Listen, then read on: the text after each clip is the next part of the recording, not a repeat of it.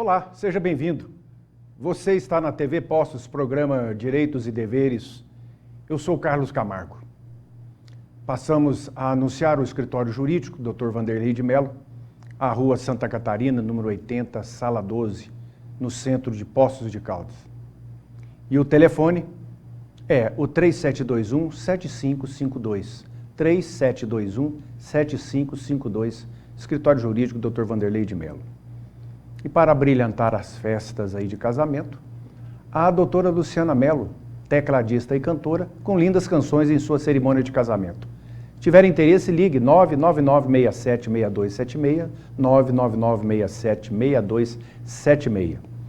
E o nosso WhatsApp, para os nossos telespectadores que quiserem mandar aí a sua mensagem, alguma sugestão, é o 98451-3033, 98451-3033.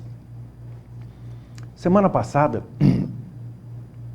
eu vi muitas notícias pela internet a respeito do negócio de voto parcial, circulando pela internet, uma falsa notícia, uma fake news, dizendo aí de voto parcial, que a pessoa vai votar e se votar num só candidato, ele perde o voto, porque tem uma lista de candidatos para serem votadas. Então, nesse período eleitoral, aparece tudo quanto é tipo de conversa. Então, esse voto parcial não existe. O eleitor, ele pode votar em um só candidato.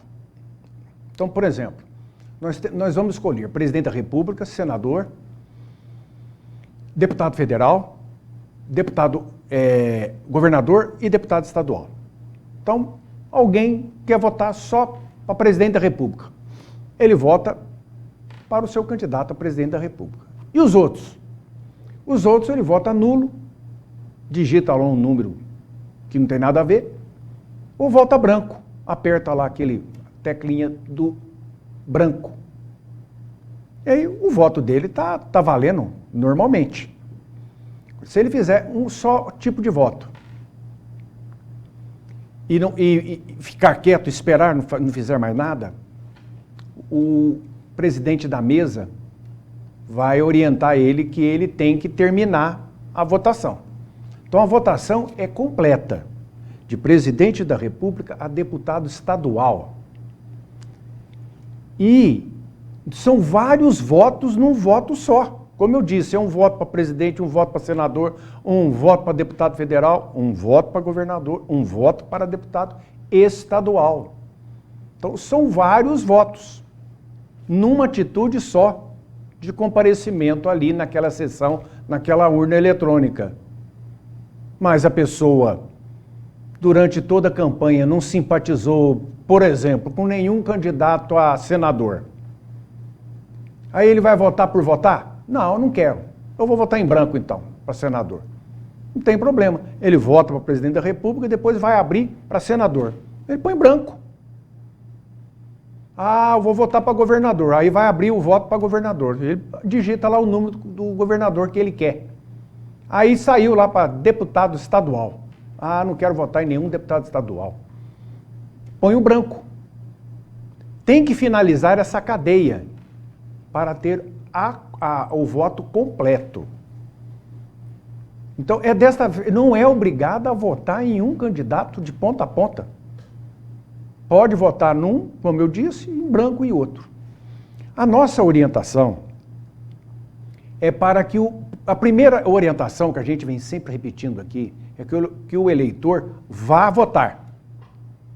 Vamos diminuir a chamada abstinência, aquele que não vai votar. Indo votar, já que tem o trabalho de ir lá, entrar na fila, esperar para votar, não vote em branco, não vote nulo. Tem pessoas que merecem o seu voto, é só pesquisar. Hoje, com a internet, com o Google,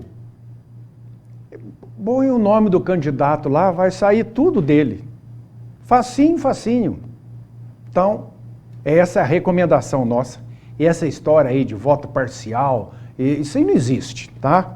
Então, estou falando isso porque fica correndo esses assuntos aí na internet. Semana passada, terminei falando de Alguns aspectos que os tribunais estão dando pareceres a respeito de acidentes de trânsito, que diz respeito a danos materiais.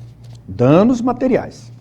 Então, eu tinha dito que falta da Carteira Nacional de Habilitação, a CNH, não basta para caracterizar culpa conjunta em acidente no que diz respeito a danos materiais. Então, a terceira turma do Superior Tribunal de Justiça, por unanimidade, reafirmou o entendimento que a ausência da Carteira Nacional de Habilitação, a CNH, do motorista envolvido em acidente de trânsito, por si só, não leva ao reconhecimento de sua culpa, cuja caracterização depende da prova da relação de causalidade. Então, eu dei o exemplo que o José bateu o carro na traseira do carro do João. O José está errado, bateu na traseira. Até que prova o contrário, ele está errado. Aí, o José não tem carteira. Ou tem a carteira cassada, ou tem a carteira suspensa. O que aconteceu no caso aqui que foi analisado pela terceira turma do Superior Tribunal de Justiça? O João, que estava errado, falou, eu não vou pagar. O José, o dono do carro lá, aquele que estava dirigindo, eu bati o carro no carro dele, mas ele não tem carteira. Não tem nada a ver uma coisa com a outra. Vai pagar sim. Tanto é que vai pagar que a terceira turma do Superior Tribunal de Justiça determinou, neste caso, em julgamento lá. O José, mesmo estando errado no sentido administrativo de trânsito, de não ter a CNH, ou estar com a CNH suspensa, cassada, mesmo assim, ele não teve culpa na batida, no abalroamento, no acidente. Então, ele não vai ser obrigado a pagar uma coisa que ele não deu causa. Por isso que o tribunal falou causalidade. Ele não deu causa. O João que bateu na traseira do carro é que deu a causa. Aí o João não quis pagar porque o José não tem carteira. Aí foram discutir na justiça, a justiça determinou que o João tem que pagar sim. Não tem essa história. Agora, o José vai responder pela parte administrativa de trânsito. Vai pagar a multa por estar dirigindo sem carteira ou com a carteira cassada, suspensa, vencida. Vai pagar. Esse foi o procedimento lá desse tribunal. Interessante. Cada caso é um caso, por isso que os tribunais vão se acertando aí em alguma coisa. Por exemplo, a seguradora deve arcar com prejuízo de acidente mesmo com a CNH cassada. Isso é um caso de uma seguradora. O juiz Flávio Fernando Almeida da Fonseca, do 7º Juizado Especial Civil de Brasília, condenou uma seguradora a indenizar uma mulher por prejuízos materiais decorrentes de um acidente de trânsito. Outra batida de carro. Para o magistrado, para o juiz, o fato da condutora estar sem a CNH, estar com a CNH cassada, suspensa, não afasta a obrigação da seguradora. Aí gera uma polêmica danada. Porque essa motorista, ela estava com a CNH suspensa. Bateu o carro. Aí tinha que pagar. Aí o que ela fez? Acionou a seguradora. Aí que a seguradora fez? Não vamos pagar não. Nós não. O contrato fala que o motorista tem que ser habilitado. Mas o juiz aqui entendeu de forma diferente. Porque a mulher que bateram no carro dela, ela não deu causa ao acidente. Outro exemplo de não dar causa ao acidente. A autora se envolveu num acidente de carro.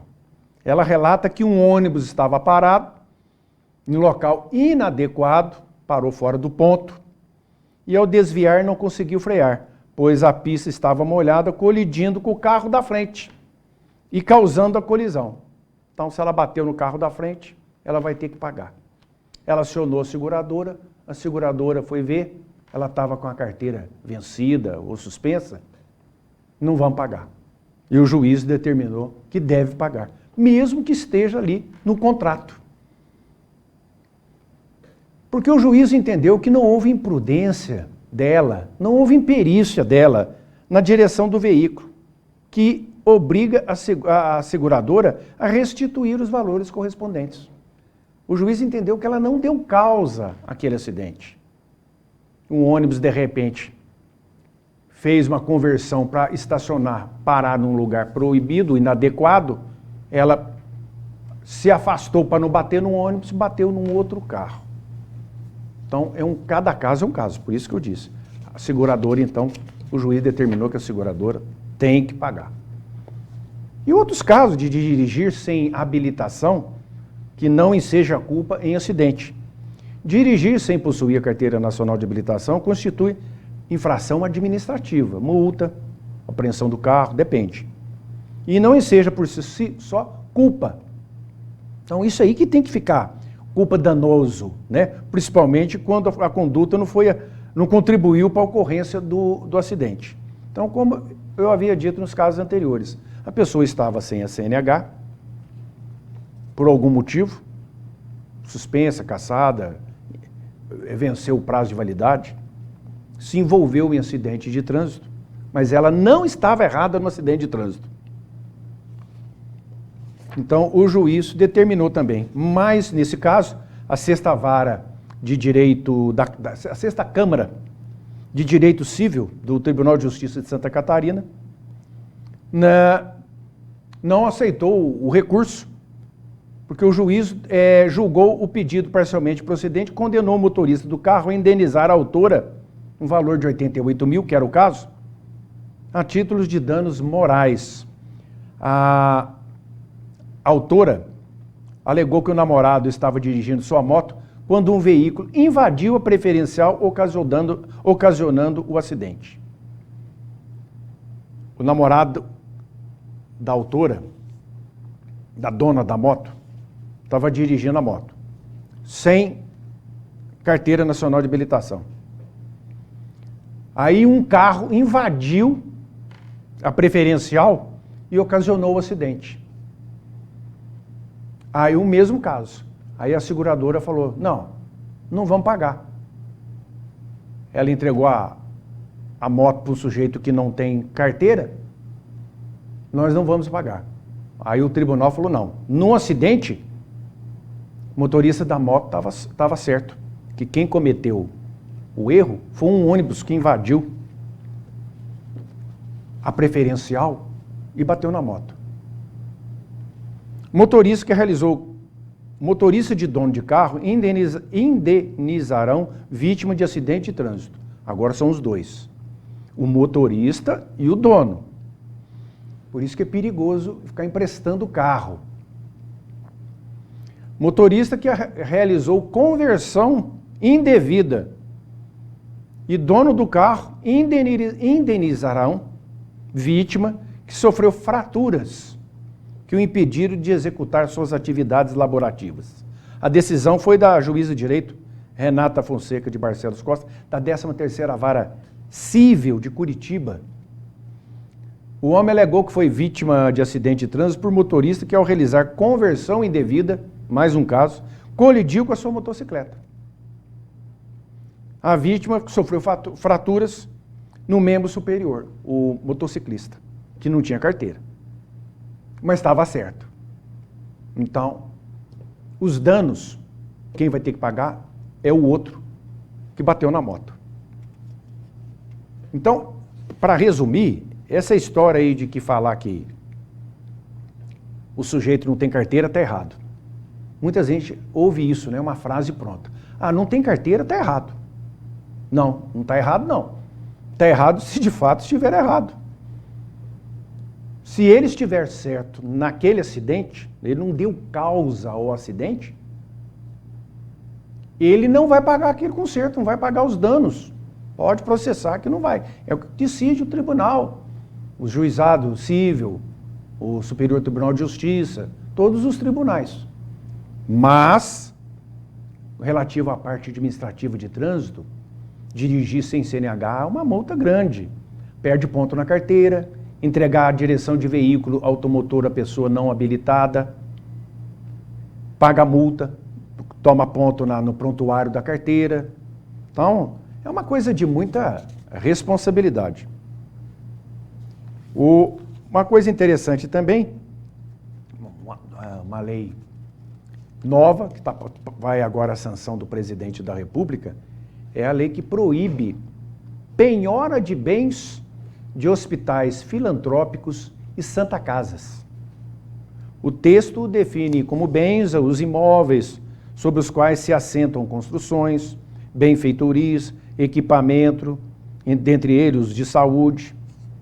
Então, o presidente Jair Bolsonaro, essa lei já foi sancionada, o presidente Jair Bolsonaro sancionou a Lei 14.334/22, que proíbe a penhora de bens de hospitais filantrópicos e santas casas, mantidos por entidades certificadas como beneficentes de assistência social. A gente sabe que esses hospitais filantrópicos, que não visa lucro, filantropia, caridade, as santas casas, vivem no aperto. Então, é comum, sempre as santas casas estão devendo.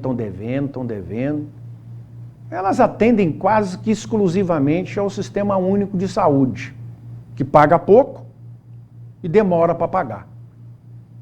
E como é que faz? O hospital precisa pagar as contas.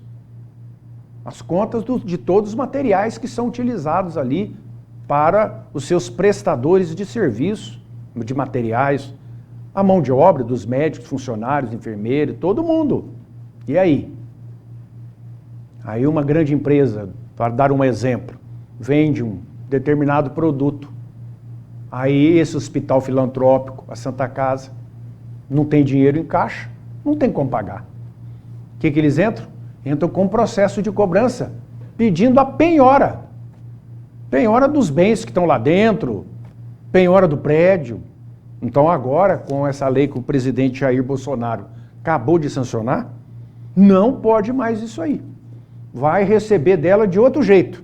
Conversa lá, entra no acordo, mas penhorar não. Já que a gente volta.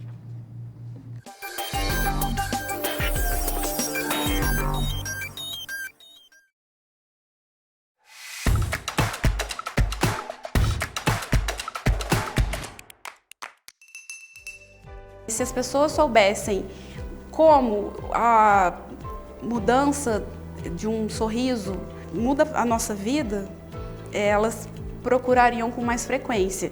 Eu conheço muitas pessoas que são insatisfeitas com o seu próprio sorriso e que não vão porque tem algum receio. E o dentista tem esse poder. Eles, além de cuidarem da nossa saúde, cuidam da nossa estética, autoestima, autoconfiança. Eles fazem tudo de uma vez só.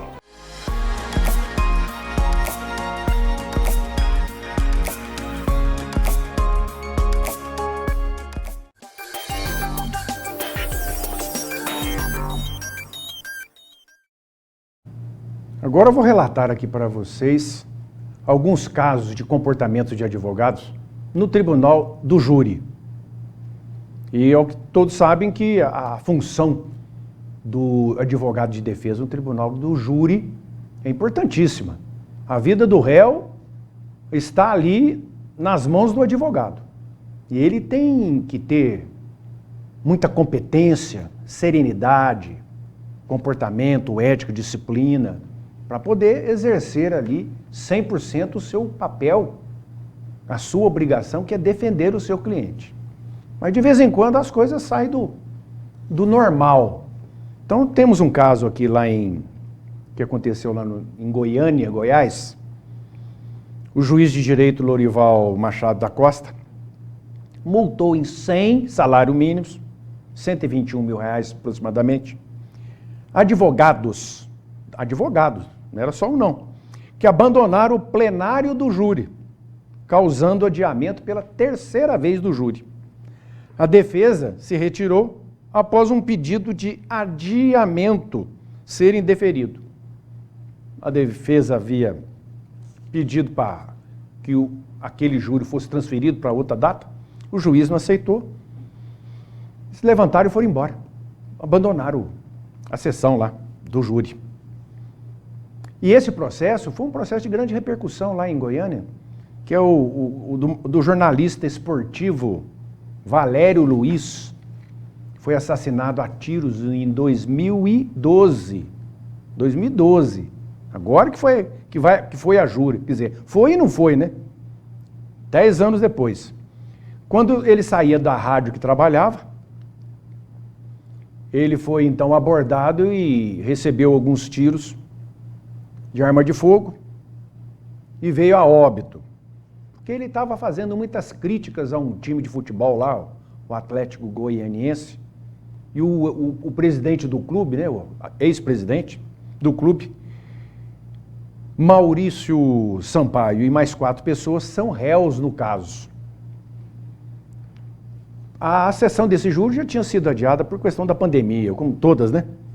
E agora que começou novamente a fluir, vem o advogado e pede outro adiamento. E o juiz, então, não concordou. Quer dizer, não teve que adiar porque eles foram embora, abandonaram o plenário. Não tinha como continuar o júri. Vai ter que marcar para outro dia. Mas o juiz determinou, então, uma pena de multa a esses advogados, comunicar à Ordem dos Advogados do Brasil para que veja essa atitude desses advogados através do Conselho de Ética, que deve funcionar, né? Assim a gente espera. Mais um outro caso agora, já foi lá no Rio Grande do Sul. Também júri, o advogado se exalta, deixa julgamento e é multado pelo juiz pelo abandono. Advogados se exaltaram em júri, até que é compreensível, né? Ele está fazendo ali o papel. Agora, deixar o julgamento, mais um caso. Ele foi multado por abandono. O episódio aconteceu no Rio Grande do Sul. Durante o julgamento do caso Rafael, um menino de 11 anos que foi morto pela mãe. A mãe foi acusada de homicídio qualificado. E esse advogado, então, Jean de Menezes Severo, estou dizendo o nome aqui porque está na rede social, domínio público, o Brasil inteiro sabe disso, deverá pagar multa de 90 salários mínimos por abandono injustificável de sessão de júri.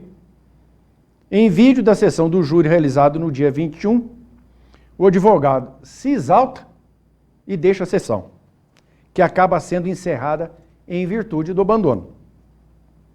E o advogado ainda disse depois de uma entrevista, faria de novo. O caso Rafael, da morte desse menino, pela mãe, estava em julgamento. Foi um caso acontecido em 2020, lá no Rio Grande do Sul. E ele representa a Ré, a mãe do menino, a que matou a criança. E ele pediu que um áudio supostamente encontrado no telefone do pai do menino fosse periciado. O Ministério Público, promotor, se opôs. E a juíza acatou a oposição do promotor. E o advogado não gostou, levantou e foi embora. E ao despacho da juíza em relação à conduta desse advogado, mostrar a todos que a vaidade e a soberba não devem ter espaço, bem como que sempre há algo para corrigir, aprender e melhorar. O ambiente judicial não deve ser palco para disputa pessoal entre os diversos atores, para provar quem é mais sábio ou mais arguto, senão um espaço onde cada um dos atores possa desempenhar a sua função da melhor forma possível. A juíza também destacou o prejuízo financeiro pela não realização do júri e o valor que deve ser adimplido exclusivamente pelo advogado. Por isso que ela colocou uma multa. E da mesma forma mandou comunicar lá o presidente da Ordem dos Advogados do Rio Grande do Sul sobre este abandono injustificado da sessão plenária em que foi adotada as providências. E tem um outro, então, que é mais interessante ainda. Havia um júri, esse foi no Paraná. No Paraná. Num determinado momento, o advogado, o júri já estava acontecendo. O promotor estava lá com a sua peça acusatória do caso. E o advogado de defesa foi lá e buscou uma filha de 14 anos de idade e botou ao lado dele. A juíza interrompeu o júri e falou que... quantos anos tem essa moça? 14. Não, ela não pode ficar aqui. Ela não pode acompanhar. O que o advogado fez? Levantou, pegou a menina e foi embora. Naquele dia, de acordo com o advogado, né, o júri foi iniciado às 10, sem nenhum contratempo, as pessoas foram ouvidas normalmente. E ele se achando no direito, porque ele diz que ele é filho de advogado, a mulher é advogada, e os filhos têm grande tendência, vocação para serem advogados. Então ele já queria mostrar para a menina de 14 anos, a filha dele, como é que é o júri. E ele introduziu a menina lá, naquele local. E a juíza não concordou, e ele não concordou e foi embora. A juíza também aplicou uma multa nele e encaminhou o caso para ser apreciado pelo Conselho de Ética, lá do estado, da Ordem dos Advogados do Brasil, do estado do Paraná. Agora, tem certas coisas que são tão fáceis, né? As pessoas complicam. O que deveria fazer este advogado? Diz que é um advogado de renome lá no local. Anderson Alexandrino Campos. Ele deveria dizer para a juíza, antes de começar o júri: ô, doutora, eu trouxe a minha filha, ela pode entrar aqui? Não, se ela concordar, tudo bem, está resolvido o problema. Não, não vai poder entrar. Antes do júri começar. Aí então dá um jeito de levar a menina embora, chama alguém para buscar ela. Não. Ele não fez nada disso, achou que... Mas espera aí. A autoridade máxima dentro de uma sala de júri é o juiz. Não é essa dúvida. Ele é o comandante ali. E ele tem que estar atento a tudo que acontece ali dentro. Então, se a juíza não concordou, ele tinha que acatar isso. E ele se sentiu aí envergonhado por ver a filha passar uma vergonha daquela. Dupla vergonha. A filha ficou envergonhada e ele também. Quer dizer, ficou faltando aí o bom senso, né? O advogado tem que ter bom senso, disciplina, ética. Esse advogado foi multado pela juíza Elia Quinosita, da Vara de Execuções Criminais, a confundir aqui, não é no Paraná, em Osasco, São Paulo, a 100 salários mínimos por abandonar o plenário do júri após ser proibida a permanência de sua filha de 14 anos no local. Ainda falando sobre o escritório de advocacia, para encerrar, o Senado aprovou uma proposta de lei com limites para busca, apreensão em escritórios de advocacia. Então agora para a justiça, a polícia, o juiz determinar a busca e apreensão de alguma coisa relacionada a crime, em escritório de advogado ou em local também que o advogado frequenta, sua residência, a sua empresa, seu escritório, esse projeto de lei, que é ainda um projeto de lei, diz que altera o código do Estatuto da Ordem dos Advogados, no sentido de dar limites para esta busca e apreensão. Se torna coisa bem... O texto promove uma série de alterações no Estatuto da Advocacia, que é a Lei 8.906, de 94, em outras leis referentes a prerrogativas dos advogados, fiscalização da atividade, honorário e limite de impedimento ao exercício da profissão. Esse PL foi apresentado em 2020 e ficou numa casa, vai para um lado, vai para outro, sendo votado, e agora chegaram à conclusão no Senado que proíbe a concessão de medida cautelar de busca e apreensão em escritório de advocacia ou em qualquer local de trabalho do advogado, baseada somente em declarações premiadas, sem confirmação por outros meios de prova. É um caso ainda que merece um comentário um pouquinho mais profundo. Na próxima semana a gente volta a falar nisso. Obrigado pela atenção, um grande abraço, fiquem com Deus.